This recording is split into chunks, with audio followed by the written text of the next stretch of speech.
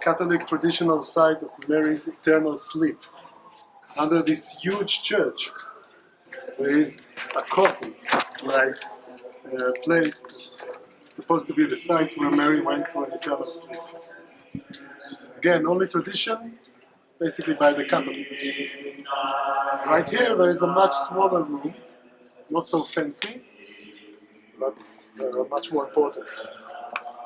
During the Byzantine time, when Christianity just gained power, Queen Helen, Constantine the Great Mother, came to the Holy Land in order to build churches, in order to build a very, very big church covering half of the top of the mountain, including the Domitian place and the upper room.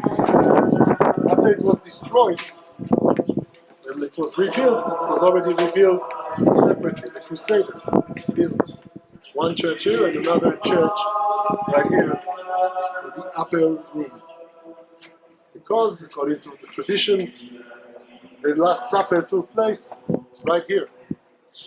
Now, let's see what was going on. Jesus and his disciples came to Bethany. From Bethany, they used to walk down the Mount of Olives and to the temple, Jerusalem, and go back to Bethany. Next morning, do the same.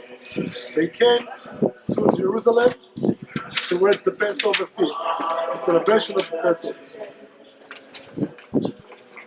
My question is this: if their hotel was in Bethany, they would probably live in half board, like you guys. Breakfast and dinner at the hotel. The hotel was friends, but at the hotel. If dinner is at the hotel, why don't they celebrate Passover in Bethany?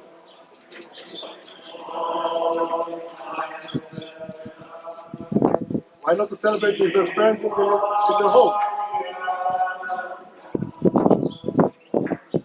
It's okay, you don't need to know. Because you don't know the Jewish traditions. Didn't they always come to Jerusalem? No, they came to Jerusalem. Look, Jerusalem was a nice city, maybe, I don't know, 20, 30,000 people, maybe a little more, a Rhodian city. 40, 50,000 people. When the Jews come to Jerusalem to celebrate Passover, they have to come. 3 times a year, all the Jews have to come to the temple to sacrifice in the temple.